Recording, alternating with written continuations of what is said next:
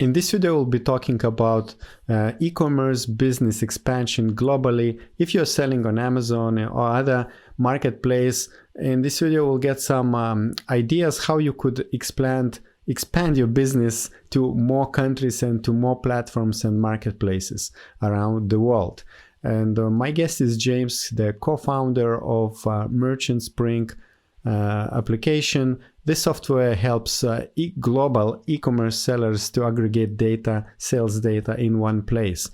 And in this presentation, we will cover interesting statistics about global selling, and also we'll talk about options for those who love fulfillment by Amazon, but there are also other similar options in other parts of the world as well. So enjoy this video. Don't forget to subscribe below to the YouTube channel of Orange Klik. Click the notification bell as well. And now enjoy this conversation.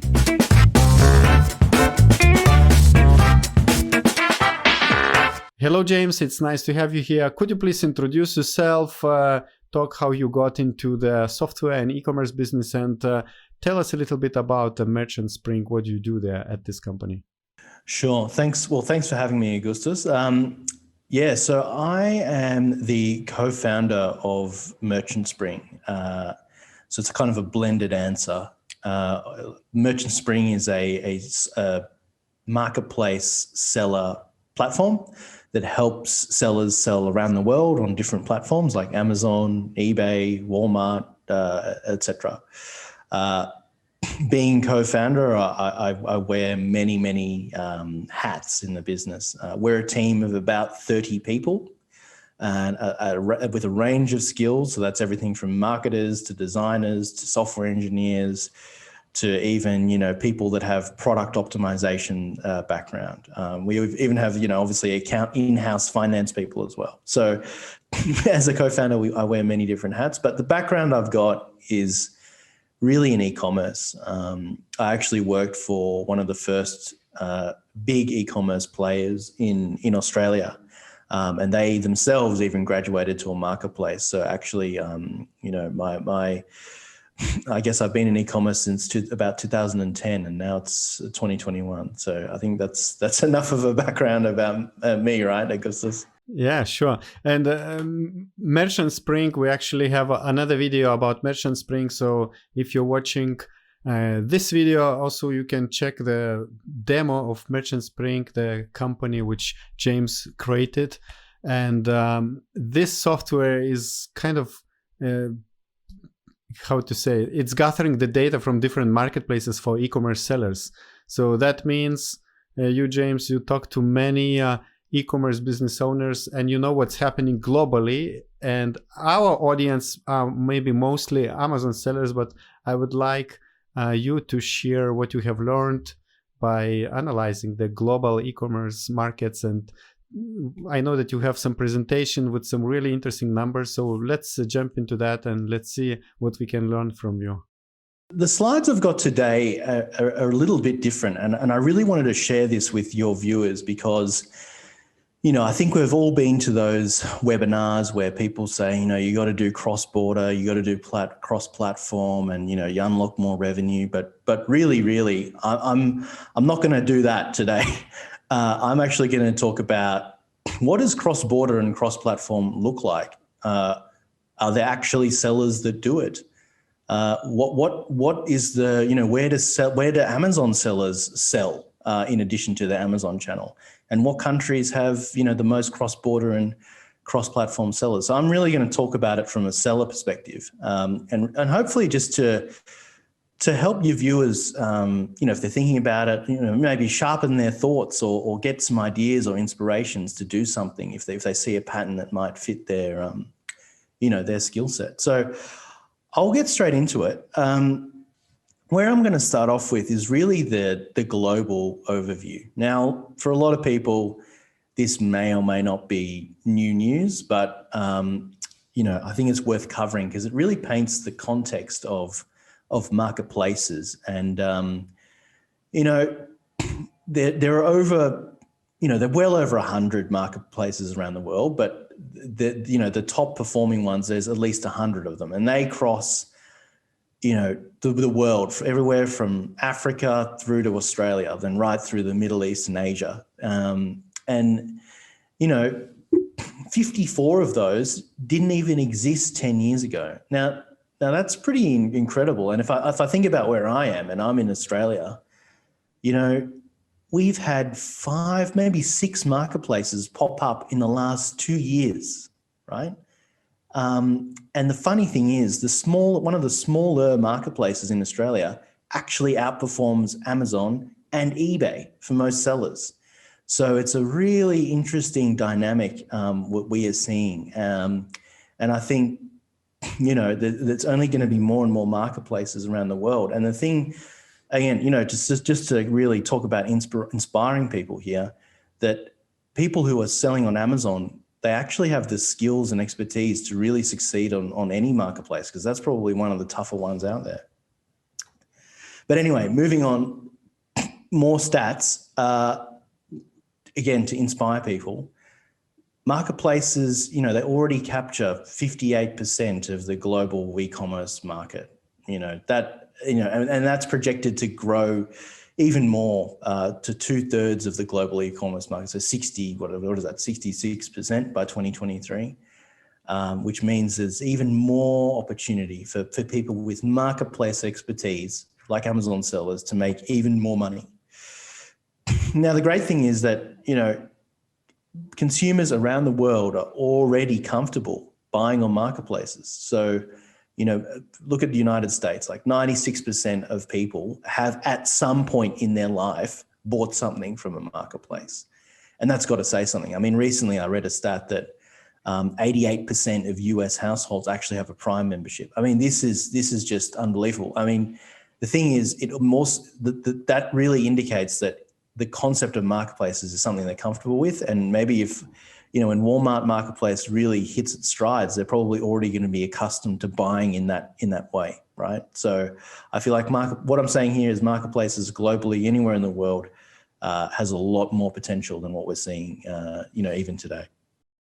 So I'm just going to jump straight into this cross-border activity stuff. So what I'm going to cover here is, what are we really seeing? Like, where are the sellers really based, right? I think some of us have a gut feel of where sellers are based, but we've looked at similar web traffic data. Actually, I think the data is as recent as a few days ago, and we've looked at where the sellers are really based. And now this is just to inspire your viewers, Augustus, to maybe think, oh, I'm similar to that. Maybe I can do that.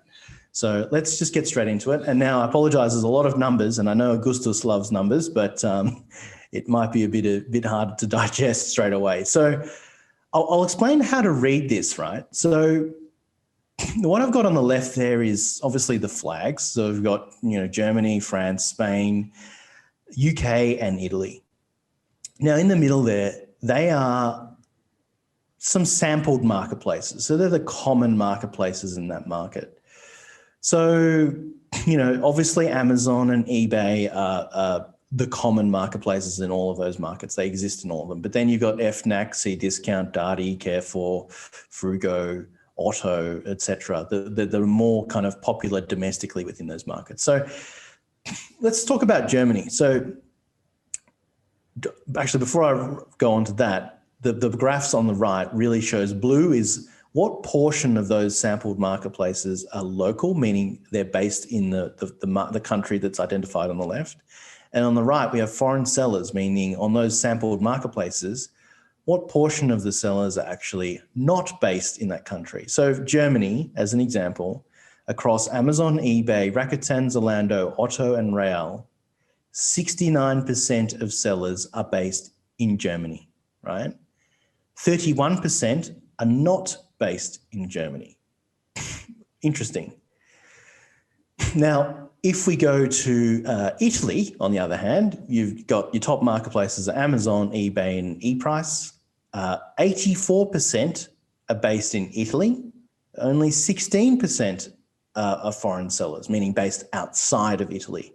Now, I'll get into what countries they're actually based in a little bit later, but it's very interesting because, maybe, gut feel says maybe Italy is got a bit of a language barrier, and perhaps maybe cross-border sellers can't make the effort to localize content, as an example.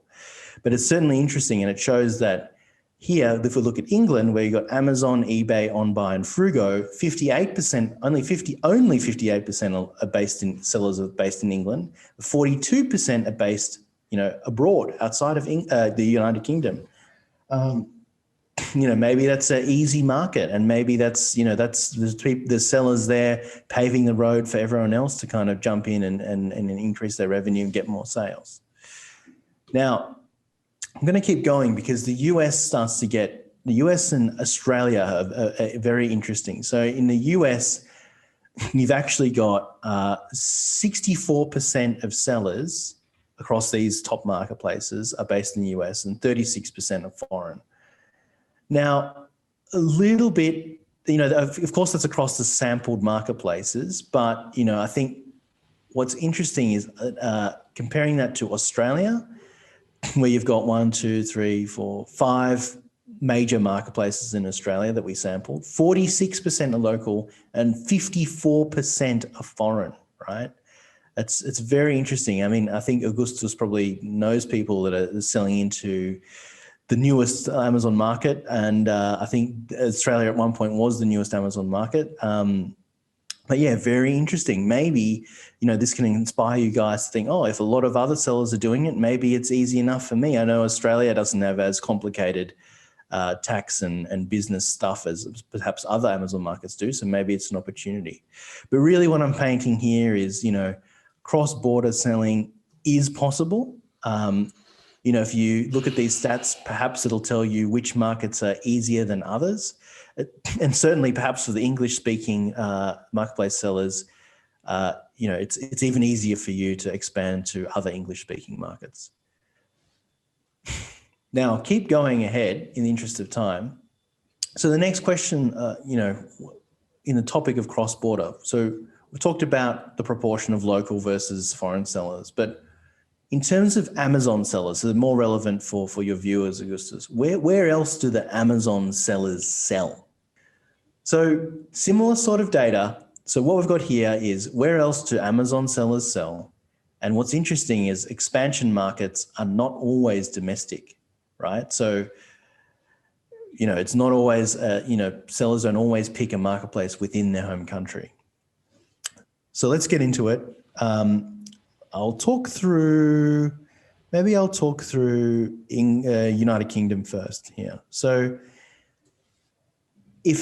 for Amazon sellers based in the United Kingdom, 19% of them also sell on eBay United Kingdom, right? 22% of them also sell on a European Amazon, meaning it could be Germany, Italy, Spain, right? Or other.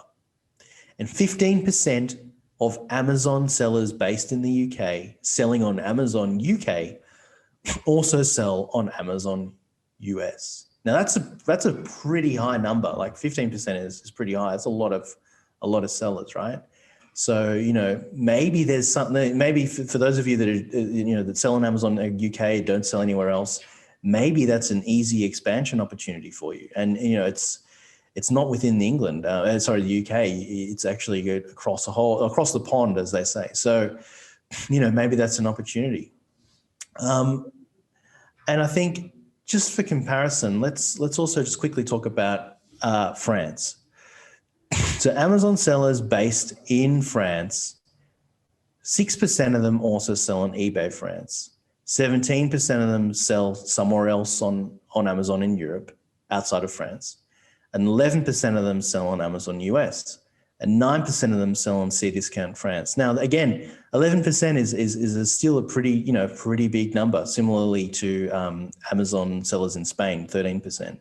So it seems like Amazon US is something that a lot of people are straddling alongside perhaps their home Amazon market, right? Because remember, this is where Amazon sellers are based in, also sell on a foreign market. So hopefully that's a bit of an inspiration for you European people to perhaps expand to the Amazon US if you haven't already. Now, I just want to talk about Australia, and I will be sharing these slides with you, Augustus, so you may be able to share them again with your viewers. But Amazon Australia, right? So sellers based in Amazon Australia, 40% of them actually sell on Amazon US, right? And 13% sell on eBay Australia, and 7% sell on eBay UK. Now, this might be a product of, Amazon Australia is fairly new. And like I kind of alluded to before, Amazon Australia is not the biggest revenue maker in down here in Australia. And probably why they have to expand to Amazon US to get more revenue, right? So what I'm saying is maybe Australian Amazon sellers have that cross-border mentality already out of necessity, right? They have no choice if they want more money. But yeah, I think the highlight here is really Australian and Canadian Amazon sellers show the most cross-platform and cross-border activity. It's kind of interesting. Now, keep going. So a big question that I often talk about with other Amazon sellers is, where are the foreign Amazon sellers based? So earlier on in the slides, we talked about, the makeup, let's call it the geographical makeup of certain countries like Germany, Italy, UK, etc. Now, I've gone into detail, so this is specifically about where are the foreign Amazon sellers based, right? Now, everyone's seeing a Chinese flag here, which I think a lot of people are aware of, but maybe not aware of the actual stats. Now, I guess I'll talk about maybe Spain in this case. So Amazon sellers, so remember, this is specific to Amazon. And where are the foreign Amazon sellers actually located? These sellers may not even have Amazon in their home country, which is very interesting. So Amazon sellers local to Amazon country. So in Spain, 98% of the Amazon sellers are based in Spain, right? But of the foreign Amazon seller base, you've got 12% at one point was based in China and 1% in the US. Now in France, 84% of Amazon sellers are based in France. 4% are based in, then the foreign seller base is 4% from China, 1% from the UK, and 1% from the US. Now, go on to our other favorite markets here. So, if we talk about Australia, my home country here, Amazon sellers local to the Amazon country. So 35% of Amazon sellers in Australia, roughly based in Australia. 33% of Amazon sellers on Amazon Australia are from China, 8% from India, 5% from US, and 4% from the UK. Now, everyone obviously knows or has come across the Chinese seller base on Amazon, but it's really making up a big, fairly big portion. And perhaps this is to do with, easy access using FBA in all these markets to sell their products without having to have a physical footprint. But what what I really hope this inspires your viewers to do is that, cross-border really is possible, and cross-platform really is possible. So, I think it's a real opportunity, and what we're seeing with these numbers, obviously this is a snapshot, but they are actually growing. I think there's perhaps a typo in one of the data points, but when we updated it 2 days ago, the numbers have materially increased.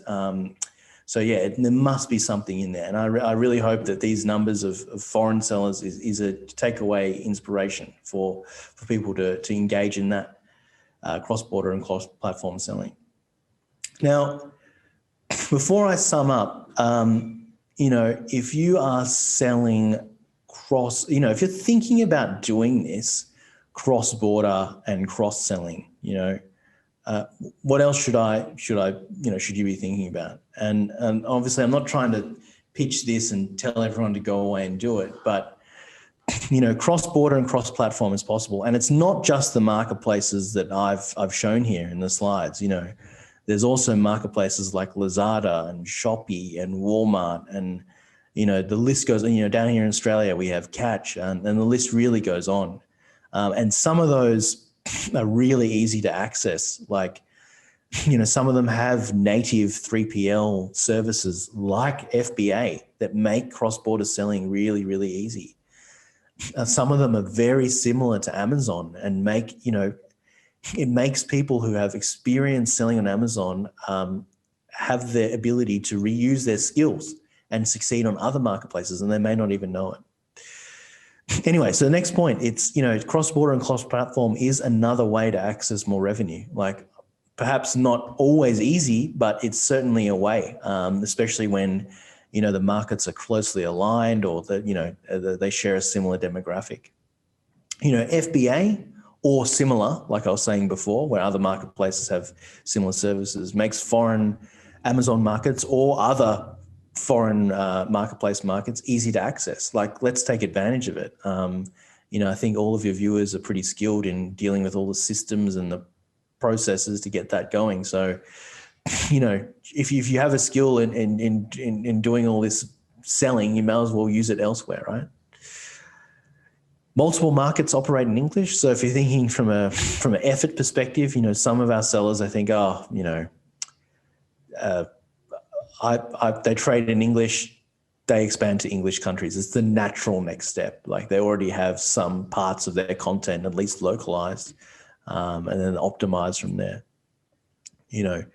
The other thing is other marketplaces are outside. When you're thinking about beyond Amazon, some of them have much simpler content requirements. So actually, like, I know in Australia, if you're selling on Amazon, you may as well sell on Catch, because if you've got Amazon content, you can actually, because Catch is a much simpler platform. You can, from a content perspective, you can actually reuse your images, your title, your bullet points, your description, and even some portions of the product attributes. So, it's perhaps not as, as high effort as people assume.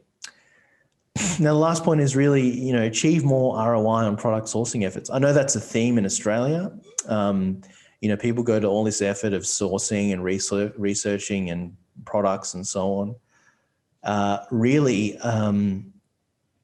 people down here in Australia, they want to get more ROI on that time and investment. So they end up selling on, 6 or 7 marketplaces down here in Australia. And admittedly, some of the marketplaces have quite similar demographics and shopper behaviors and interests, which is why they can get away with it. But yeah, it's certainly a way to get more ROI on your time, right? To sell on multiple marketplaces. So you were mentioning that some of the marketplaces have their own fulfillment centers, just like Amazon. Could you give us the names and the locations of these marketplaces? Yeah. Yeah. So off the top of my head, I think the main one, that if sellers are genuinely interested in pursuing, would be Lazada in Southeast Asia. Now, there's others like, Shopee as well in Southeast Asia, but the focus would be on Lazada because it is very, very, very similar to Amazon. They have, whereas Amazon has FBA, they have FBL, which really means fulfillment by Lazada, where, it's basically the same. They have Seller Center, Amazon has Seller Central.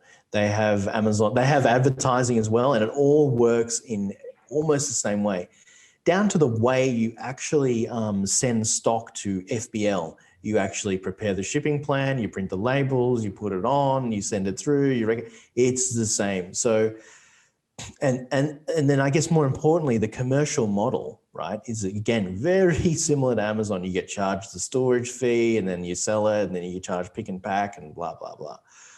So Lazada, again, like Amazon, has, in Southeast Asia, it's Singapore, Malaysia, Thailand, Vietnam, and there's another one that escapes me, but it's basically spread throughout Southeast Asia. And they're very. I've been to the Lazada office in the Philippines and Malaysia, and they're very open to cross-border sellers, and they actually actively encourage it. So like I said earlier, for those with Amazon expertise that think, oh, I'm really good at selling at Amazon, guess what? You'd be really good at selling it on Lazada too. Probably as good as the top sellers there, because obviously Lazada's not, it hasn't been around as long as Amazon. So you guys probably have just as good skills, right? And do you have to treat each location of Lazada, each country, like a separate business? For example, in Europe, you can just maybe send goods to Germany and basically it spreads to other European countries. But how is it in Southeast Asia with Lazada? Yeah, it depends on your arrangement. So what they encourage is, to really start selling on one Lazada market. So that could be Malaysia, just start there, right?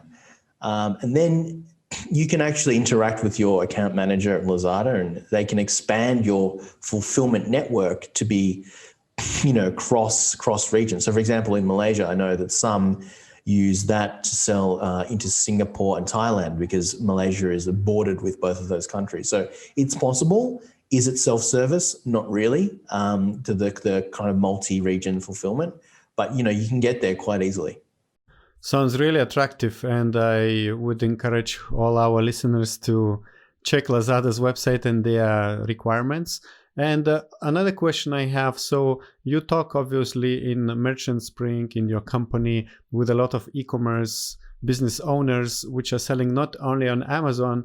Did you get a feeling how big is the part of Amazon in their business? Like how important is for them Amazon? Because a lot of Amazon sellers, they might try to sell on Walmart or other not so impactful marketplaces in US or Europe, and they give up because they don't make much revenue. But your customers, do you see like great results outside Amazon? Yeah, so it's a very interesting question because I think because we are so spread across different seller types, so private label sellers, resellers, brand builder sellers, etc.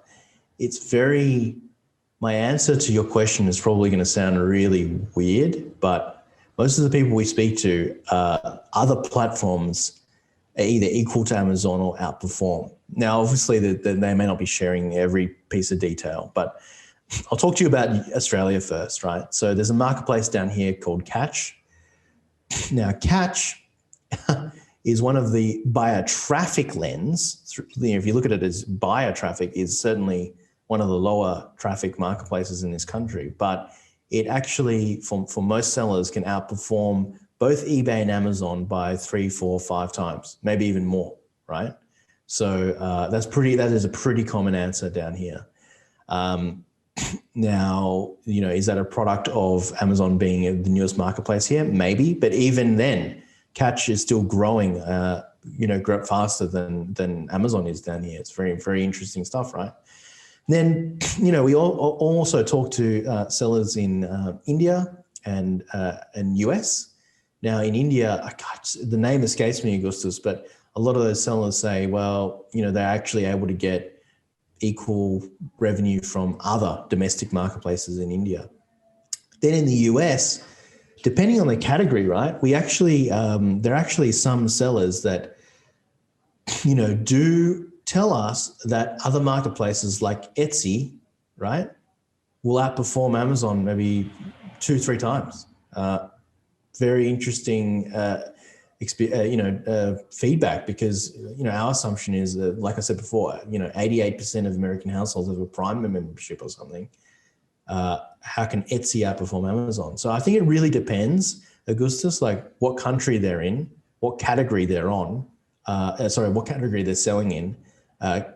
But, from our perspective, most are, equal to Amazon, getting equal revenue to Amazon outside of Amazon, or, getting outperformance on platforms other than Amazon. Some people, even their own website seems to trade pretty well. So I think that's probably not the answer you're used to, right? Of course, we would like some maybe numbers or saying that some people make like 50% from Amazon, 50 from others. But I see your world is completely different. Like you see so many different marketplaces, and I wish that a lot of viewers, they get inspired and they research for example, this Catch marketplace in Australia. If you're selling already on Amazon, maybe it's really easy to kind of sell on this Catch platform. Why do you think in Australia Catch is still popular? Is it because it's older, or it has some special, I don't know, unique approach to the customer? It's very popular here because, like I said, it was originally just an e-commerce retailer, so it wasn't actually a marketplace. It was kind of similar to like a digital department store back in 2010, right? Focusing on end-of-line clearance stuff, right? So they got this super loyal customer base, and then they realized a few years ago, well, we've got this super loyal customer base, we might as well just let third-party sellers on, just like Amazons and eBays of the world. And as a result of that, the seller, because it's a curated marketplace, it's not truly self-service. You apply for an account and then someone approves you. So the sellers that they do approve follow their kind of mantra of best deal for the customer, similar to Amazon, but it really is true, right? And so that's why they've continued to, grow and grow and grow, and the buyers remain on the site because, Catch is sometimes, they're pretty harsh on accepting and rejecting sellers. They really do only take the ones that give the best price in market, best for customer. And I think that's why they continue to succeed and continue to grow, and probably will give Amazon a run for its money. They've even recruited like former Amazon executives as well at Catch down here. So it's, wouldn't be surprised if they become one of the bigger ones down here, for sure. All right, very interesting. So, James, before we part, could you give us again a little bit an overview about Merchant Spring, your company which you created for global e-commerce sellers? So one more time, how do you help those e-commerce business owners? Yeah, so we're a seller platform really, which takes the form of a dashboard and analytics tool. So our platform allows sellers to technically connect as many marketplaces as they like from around the world, right? So that could be, I think, we have a couple of users in the US that we're pretty close with that have well over 200 marketplaces connected to our software, right? So that's Walmart, Amazon, Shopify, eBay, Best Buy, the list just goes on, right? But the point is, it helps them because they can see all their marketplaces in one place. It gets them across the detail of the sales performance, account health very quickly. They don't have to ask, a VA to check this and check that. They can just access it on their phone, right? And go, yep, sales are tracking. Yeah, it's Tuesday. Yeah, I'm outperforming the same time last week. Account health is good. Top sellers are in stock. Okay, next. Then they come back later that night and they're like, oh, yep, everything's tracking. Yeah, okay, good. You know what I mean? So that's how we really add value. A lot of our users say, I can relax or rest easy, because they can quickly get across the detail of what's really happening anywhere for any of their channels, anywhere in the world. All right, sounds good. And those who want to try Merchant Spring, you will find the link below in the description. Thank you very much, James, and good luck in your business. Bye-bye. Thank you, Augustus. Thanks for having me.